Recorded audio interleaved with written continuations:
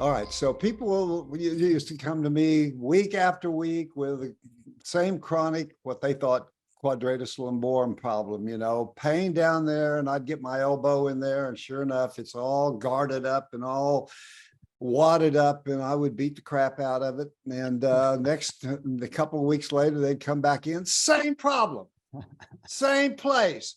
A couple of weeks later, they come back in, same place. So I finally got to thinking, you know what? If this keeps coming back there, there must be a reason. And the reason is the brain's putting it there.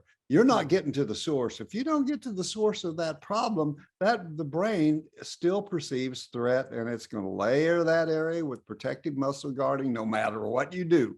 So when you keep working on somebody between their shoulder blades or their neck or their low back, and you keep feeling that spasm session after session, you're not doing them much good.